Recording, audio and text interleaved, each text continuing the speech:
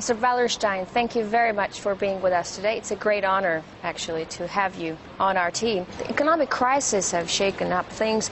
Do you think the financiers have a real plan of how to get us out of this crisis, or that would simply be impossible in the conditions of capitalism? I'm not sure what a real plan is. I think their plan is to continue doing the same things they've always been doing and hope for the best, which I don't think makes any sense. But basically, when you talk of a financial crisis, we've had a financial crisis for 30 years.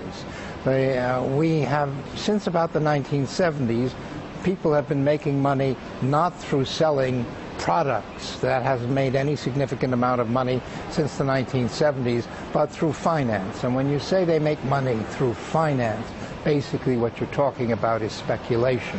And when you're talking about speculation, what you mean is inducing people to get into debt. And people get into debt because they need things immediately, and it seems a good idea, and the problem with debts is they have to be paid back. So that suddenly people said, oh my goodness, there's a financial crisis, but it's the fifth or sixth of the bubbles, and we're in the last bubble. We haven't finished the bubbles, because how have governments responded?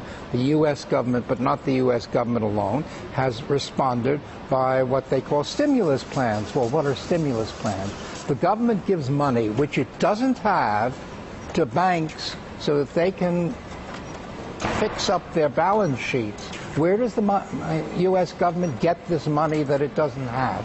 Well, it borrows still more, right, from other countries. They buy U.S. Treasury bonds, and we print money. Well, when you print money, you devalue money. But that's what we're doing. We're not the only government. It's easiest for the United States to do that because we're the reserve currency, and no one can stop us from printing money. But the end of the bubble hasn't occurred yet. It's a couple of years down the line, and then there'll be a real crash.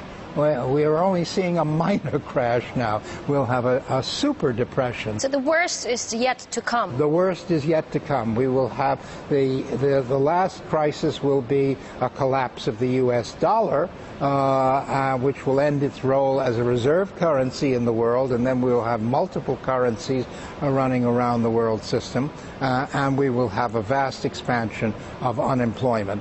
What will happen to America after the crisis? Will it still be one of the key players? Will it still feel special? Well, look, the U.S. hegemony is over.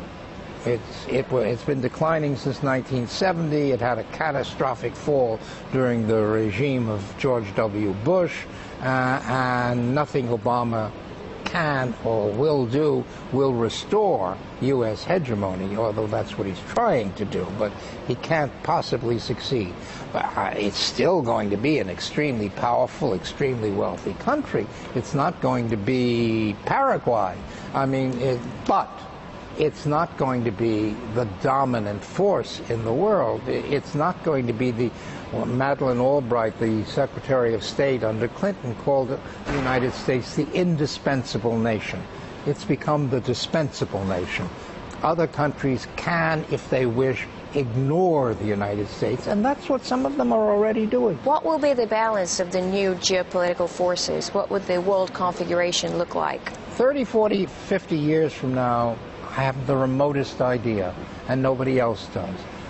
The next 5 or 10 years I can talk about. Okay. You see, what's happened with the end of U.S. hegemony, and is we are living in a truly multipolar situation in which there are 8 or 10 poles of significant power, loci around the world, which have enough strength politically and economically to be able to negotiate with other poles of power. Now, 8 or 10 poles of power, it's too many, see? So everybody says, well, I better link up with somebody else. So one of the things that's happening is everybody's looking for the best alliance. Well, take Russia. Russia is clearly a pole of power. It's one of my 8 or 10 poles of power, no question. It's a large country in area and reasonably large in population. It's got a fairly strong military. It's got economic resources that are important, and so forth. So it's a major pole of power, no question. So who is Russia going to link up with? Well, you know, it's not clear.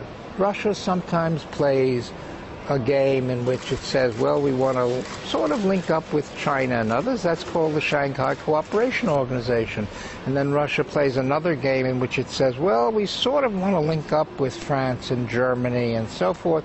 That's called European integration of some variety. And then Russia plays a game in which it says, well, we used to be great friends with India. Maybe we can renew that kind of great friendship. And then Russia says now, well, we want to do things in Latin America, so we're going to sell arms to Venezuela because we want to create links there. And then your foreign minister says just the other day, well, we're trying to come to terms with the United States on nuclear questions, and maybe we'll get somewhere on these things. So if you look at that, what Russia is sort of trying out alternative links. Russia's not the only one. You see, I could talk about Germany trying out multiple links. I could talk about Brazil trying out multiple links. So we're going to have a game go on for the next 5 or 10 years in which countries are playing around with possible alliances which may fall into place. So maybe 10 years from now, there won't be 10 poles of power. There'll be 2 or 3 poles of power. My theory has always been that the United States is more likely to link up with the East Asian pole than with the European pole. Why? Well, I tell you, for several reasons. First of all, Europe would prefer that. Europe has been living since 1945 under a kind of cultural discomfort. They were the elder brother of the United States culturally and in many ways politically right up to the end of the Second World War. And what happened with the end of the Second World War is it flipped. The United States became the elder. Western Europe became the junior. Western Europe has never liked that. They swallowed it, they had to live with it, but it's always eaten at them. Not only in France, where they've made a big issue of it, but in Germany and even in Britain. It's always eaten at them, okay? And the only way that Europe can be Europe again, culturally, self-confident, is if they break with the United States. They don't say that, and they won't use that language, but I think that underlies a lot of the thinking, and not only of the French, but of Europeans generally. Do you agree that nowadays America is trying to enlarge the European Union just by pure fact to weaken it? Yes. Because it's an arch I've always rival? thought that.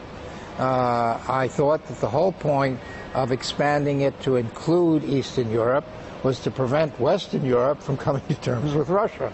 And up to a point, it's worked. But Eastern Europe is shifting.